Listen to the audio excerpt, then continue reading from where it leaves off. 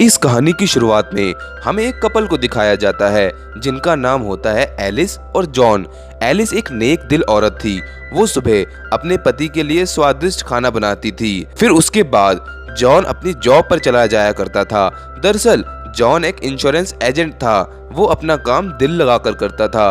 एक दिन वो किसी को इंश्योरेंस बेचने के लिए कन्वेंस कर रहा था कि इतने में उसका सुपरवाइजर उसे और भी ज्यादा मेहनत करने को कहता है। इसके बाद हम एलिस को देखते हैं जो जॉब के लिए इंटरव्यू दे रही होती है, लेकिन वो वहां पर रिजेक्ट हो जाती है क्योंकि ना ही उसके पास एक्सपीरियंस था और ना ही उसके पास मास्टर्स की डिग्री थी।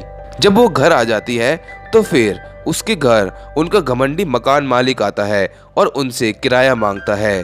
फिर एलिस जब अपना अकाउंट चेक करती है तो वो देखती है कि किराया देने के बाद उसका बैलेंस माइनस में चला जाएगा। फिर एक रात को एलिस और जॉन अपने पुराने स्कूल दोस्त की पार्टी में जाते हैं जहां पर उनके सारे फ्रेंड्स कामयाब और खुशहाल दिखाई देते हैं। वहां पर उन दोनों को एहसास होता है कि हमारे कपड़े इस पार्टी के मतलब के नहीं हैं। फिर उनकी मुलाकात एक और कपल से होती है जो उनके अच्छे फ्रेंड्स होते हैं, पर वहां पर ड्रिंक फ्री होती है, इसलिए वो पार्टी एंजॉय करते हैं। अगले दिन राशन खत्म होने पर वो दोनों शॉपिंग पर जाने का फैसला करते हैं। शहर के बाहर गाड़ी चलाते हुए उनकी गाड़ी ट्रक से टकरा जाती है। वो दोनों बच जाते हैं और कुछ देर के लिए उनको वहां पर रुकना पड़ता है क्योंकि पुलिस की रिपोर्ट लिखने तक उन्हें वहां पर रहना होगा।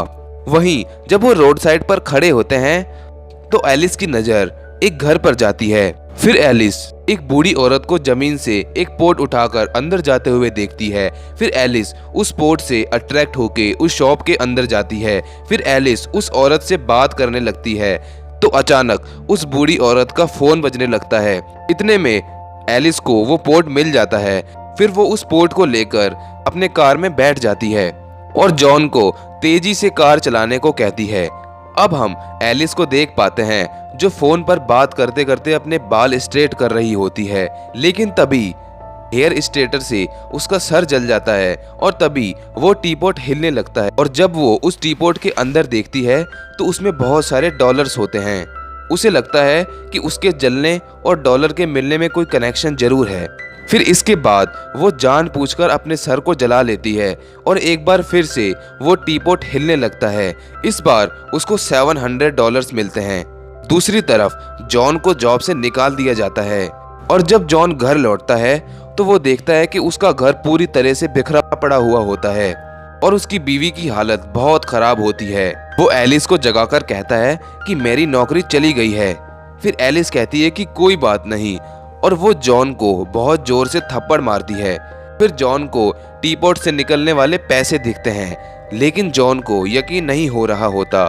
फिर एलिस जॉन के पेट में अपना पैर मारती है और एक बार फिर से उस टीपॉट से पैसे निकलने लगते हैं। अब जॉन को ऐसा लगता है कि आगे जाकर शायद ये हमें नुकसान पहुंचाएगा, इसलिए वो उस टीपॉट को वापस लौटाने भी जाता है, लेकिन उसका इरादा बदल जाता है और पैसे बनाने के लिए उसे रख लेता है। फिर जॉन उसे लेकर कैश और ट्रैक नाम के एक टीवी शो पर जाता है जिसकी कीमत वो $5000 लगाते हैं। जॉन को ये डील पसंद नहीं आती और वो उस टीपॉट को लेकर अपने घर आ जाते हैं। अब हम एक आदमी को देखते हैं जो उस टीपॉट को टीवी शो पर देखता है। वो उस लोकेशन को मार्क कर लेता है। अब एलिस और जॉन तय करते हैं कि ये दोनों टीपॉट से $10 लाख कमा के यहीं रुक जाएंगे। फिर वो अलग अलग तरीके से अपने आप को चोट पहुंचाते हैं जिसमें से ये ढेर सारा पैसा कमाते हैं। अब इन दोनों का खाना पीना रहन सहन सब कुछ बदल चुका होता है। और तो और एलिस अपने पेरेंट्स को भी डिनर के लिए इनवाइट करती है जिसमें वो सोचते हैं कि इतनी कम सैलरी में ये कैसे ऐशो आराम की जिंदगी जी सकते हैं। अब एक दिन चोर जैसे दिखने वाले दो आदमी इनके घर में घुस आते हैं और वो कहते हैं कि जब से मेरे माता का ये टीपॉट खोया है उस दिन से मेरी माँ एक दिन भी चैन की नींद नहीं सोई, इस वजह से उनकी मौत हो गई। फिर जैसे तैसे करके एलिस उनको पैसे देकर यहाँ से भगा देती है। फिर एक दिन ये दोनों टीपॉट के बारे में ज्यादा जानकारी के लिए एक लाइब्रेरी जाते हैं तो तभी एलिस एक बुक को पढ़ रही होती है तो उसे एक पेज पर उस टीपॉट से होने वाले नुकसान के बारे में लिखा हुआ नजर आता है। तो एलिस जल्द ही उस पेपर को फाड़ देती है ताकि जॉन इस पेपर को ना देख पाए। अब उनकी लाइफ पूरी तरह से बदल जाती है। वो एक नई गाड़ी भी खरीदते हैं और वो एक पॉर्च एरिया में घर भी लेते हैं और ऐशो आराम की हर एक चीज अपने घर में लगवाते हैं। इसी तरह उनकी लाइफ बहुत अच्छे से बीत रही होती है। एक दिन उनके घर के बाहर एक एशियन आदमी आता है और वो कहता है कि मैं थियोसोफिस्ट सोसाइटी में काम करता हूँ और मुझे पुराने चीज़ों और खासकर टीपॉट में बहुत इंटरेस्ट है। और जॉन उस आदमी को बैठाकर उसकी बात सुनना और समझना चाहता है, लेकिन एलिस उसको साफ साफ मना कर देती है। वो आदमी इनको कहता है कि तुम खतरे में हो, लेकिन एलिस जोर से दरवाज़ा बंद कर देती है।